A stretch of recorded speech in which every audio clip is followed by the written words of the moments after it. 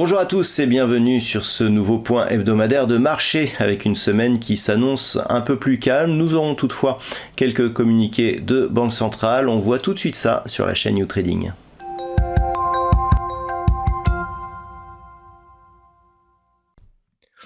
Voici donc ce qu'il faut savoir pour cette semaine de trading qui débute le lundi 19 juin 2023. Nous allons commencer tout doucement avec une journée fériée du côté des États-Unis. Pas de statistiques majeures donc ni en Europe ni du côté des USA sur cette journée. Une séance qui devrait être relativement calme. Mardi, nous aurons donc dans la nuit de lundi à mardi la diffusion des taux de la Banque populaire de Chine qui seront donc dévoilés. Du côté des États-Unis, il faudra attendre l'après-midi avec les chiffres de permis de construire. Mercredi, nous aurons en Grande-Bretagne les chiffres de l'inflation qui seront diffusés dans la matinée. Du côté des États-Unis, dans l'après-midi, nous aurons une intervention de Jérôme Powell. Jeudi sera la journée la plus dense. Nous aurons dans la matinée les taux de la Banque nationale suisse, les taux de la Banque centrale d'Angleterre. L'après-midi, du côté des États-Unis, nous aurons les chiffres hebdomadaires du chômage ainsi que les stocks de pétrole brut. Et enfin, vendredi, nous aurons en Grande-Bretagne les ventes au détail plus divers chiffres du PMI. Nous aurons aussi en Allemagne le chiffre du PMI manufacturier. Et dans l'après-midi, du côté des États-Unis, les PMI des services. Passons maintenant à l'analyse technique des principaux actifs de marché pour cette semaine, avec un indice parisien qui revient ici au niveau de cette zone majeure des 7380 points. Mais comme on peut le constater sur ce graphe, nous sommes toujours ici sous le coup d'une résistance oblique qui définit une dynamique donc court terme baissière avec toujours des points bas ici de plus en plus bas et des points hauts qui sont décroissants aussi. Il faudrait donc casser ici cette zone des 7380 points, casser cette résistance oblique pour commencer à envoyer des signaux de sortie de cette dynamique baissière. Pour l'instant, nous sommes donc sur un mouvement de rebond qui reste technique. Un débordement de cette zone majeure sera un premier signal, alors qu'un retour ici sous la zone des 7200 points nous enverrait un peu plus de signaux négatifs. Sur le DAX, nous sommes dans une configuration un peu mieux orientée, puisque suite au débordement ici de la zone des 16 270 points, nous avons eu un nouveau record historique sur l'indice allemand, donc ce qui le place dans une dynamique haussière. Là, l'évolution des points hauts reste positive. On a eu ici une zone des 15 660 points qui a été confirmée en tant que support, et malgré ce contact ici sur la bande de Bollinger inférieure, on est revenu au-dessus de la moyenne mobile barre exponentielle pour venir casser ici cette zone de résistance. Donc la dynamique reste haussière, on peut s'attendre éventuellement à un retour ici sur une zone mineure proche des 16 050 points. Tant que l'on est au-dessus de cette zone, eh bien la dynamique reste haussière et potentiellement forte. Du côté des États-Unis, nous avons eu une confirmation ici de ce début de dynamique qui a eu du mal à partir mais qui évoluait bien au-dessus de la moyenne mobile 20 exponentielle. Le débordement ici de la zone des 4165 points a confirmé cette orientation. On a ensuite accéléré pour finalement casser ici cette zone des 4318 points et continuer ici à monter sur des contacts répétés ici sur la bande de Bollinger supérieure. Lorsque l'on élargit un petit peu ce graphe, on se rend compte que le débordement ici de la zone des 4318 points eh bien, confirme un changement de tendance moyen terme. On s'attend désormais à une poursuite du mouvement avec comme objectif donc la zone des 4550 points. Au niveau du Nasdaq, la configuration reste elle aussi haussière. Nous avons donc, suite au débordement de la zone des 13 760 points, connu là aussi une phase d'accélération. On est venu directement sur la prochaine zone de résistance majeure des 15 200 points. Là aussi, d'un point de vue moyen terme, le retournement ici est confirmé depuis notamment la rupture de cette zone des 13 760 points. Le retour sur cette zone majeure, donc des 15 200 points, laisse augurer d'un possible retour ici sur la zone des 16 600 points, zone de point haut ici majeure qui avait été inscrite en fin d'année 2021.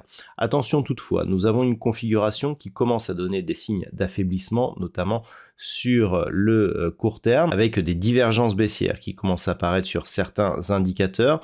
Nous sommes dans une configuration qui commence à être excessive. Un retour ici sur la zone des 14 500 points reste possible. Celle-ci ne remettrait pas en cause ici l'évolution de la la tendance, on pourrait revenir jusqu'à 14 600 points et donc la moyenne mobile 20 exponentielle. Une rupture de cette zone commencerait à donner des signaux d'affaiblissement qui pourraient aller jusqu'à un changement de tendance. Mais tant que nous sommes au-dessus de ces niveaux, eh bien, on attend la possibilité d'avoir une rupture des 15 200 points et une poursuite donc du Nasdaq vers ses plus hauts de 2021.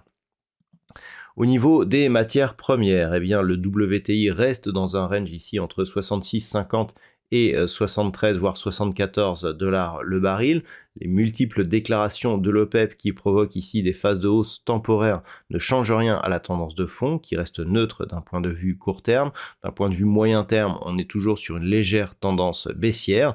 La rupture baissière éventuelle de la zone des 66,50 dollars le baril irait dans le sens d'une confirmation de cette tendance moyen terme. Toutefois, lorsque l'on observe un petit peu ce qui s'est passé, à chaque fois que nous avons eu une attaque de cette zone, la volatilité est remontée, ce qui nous indique que cette zone semble être assez solide. Donc neutralisation entre cette zone des 66,50 et la zone ici des 73-74, et c'est neutre ici d'un point de vue court terme, malgré un léger biais baissier d'un point de vue un peu plus moyen terme.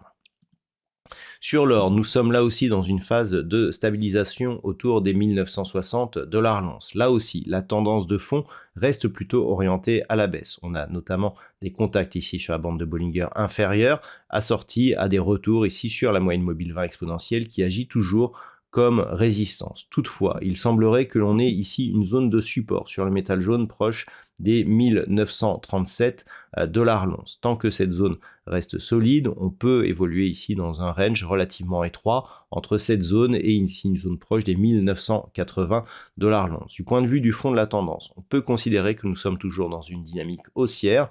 La zone ici des 1960 était précédemment résistance. Il n'y a que très peu de phases de consolidation malgré ici cette forte phase de hausse. Toutefois, une rupture ici donc de cette zone des 1937 eh bien, pourrait entrevoir la possibilité d'un retour ici sur cette zone intermédiaire des 1860 dollars l'once. Mais actuellement, l'or se trouve toujours dans un fond de tendance moyen terme qui est toujours orienté à la hausse. Sur le marché des devises, la semaine dernière a été marquée par une baisse du dollar, ce qui a permis à la paire de devises euro-dollar de sortir ici de cette petite dynamique court terme baissière par cassure de la zone des 1,0780 pour revenir très rapidement sur la zone ici des 1,0925. Donc pour l'instant, d'un point de vue moyen terme, la dynamique se neutralise. Nous avons ici des cours qui sont en train de se stabiliser autour de cette zone justement des 1,0925, 1,0780. Il faudrait redépasser la zone des 1,1120 pour entretenir une petite dynamique haussière, puisque nous avons tout de même ici des points bas légèrement haussiers et des points hauts qui le sont aussi. La dynamique reste pour autant relativement faible et tant que nous n'avons pas une rupture ici des 1,0670, on peut s'appuyer sur cette petite tendance haussière pour suivre l'évolution moyen terme de cette paire de devises. Sur la paire de devises livre sterling contre dollar américain, la dynamique est un peu plus forte. D'un point de vue moyen terme ici, on continue à entretenir une tendance qui fait suite au pic que nous avions connu ici durant l'année 2022 qui était venu toucher cette zone historique. On est toujours dans une petite tendance haussière qui est donc alimentée par la rupture de ce précédent point haut significatif des 1,2680. Le prochain objectif se trouve lié à une extension de Fibonacci par rapport ici à la précédente phase de consolidation que l'on peut quantifier ici à 1,2907, ce qui pourrait être le cas en cas de rupture ici de cette zone majeure des 1,2840. Le niveau d'invalidation de cette anticipation positive, puisque nous avons tout de même une configuration ici qui commence à être surachetée, se trouve sur un éventuel retour et une cassure de cette zone ici des 1,2680.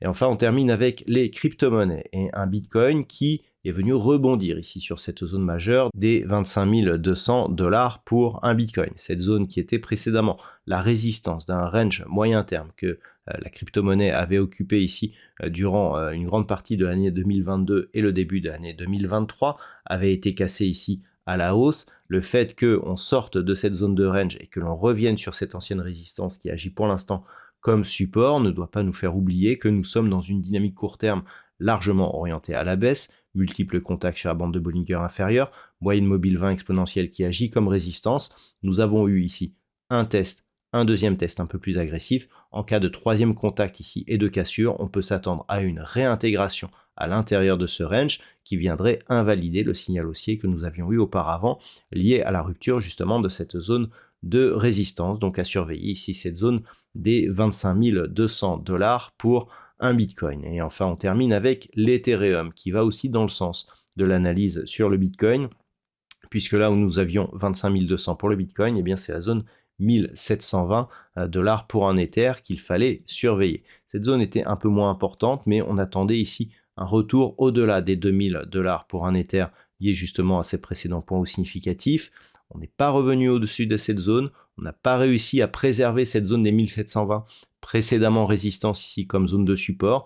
Il semblerait que les crypto-monnaies s'inscrivent dans une dynamique baissière. Nous avons ici une zone intermédiaire qui se trouve sur ce niveau proche des 1530 $ pour un Ether qui pourrait être l'objectif lié à une cassure qui est en train de se produire sur la zone des 1720. On peut observer ici une cassure suivie d'un retour sur cette zone des 1720 qui semble agir comme résistance. Si cette configuration était confirmée, on pourrait bien s'inscrire dans une poursuite de mouvement baissier avec donc comme objectif cette zone ici des 1520 $ pour un Ether, puis un retour possible ici sur cette zone majeure des 1335 $ pour un Ethereum. Voilà donc ce que l'on peut dire pour aujourd'hui. Je vous souhaite donc une très bonne semaine sur les marchés. On se retrouve dès la semaine prochaine pour un nouveau point hebdomadaire, toujours sur la chaîne youtrading.fr.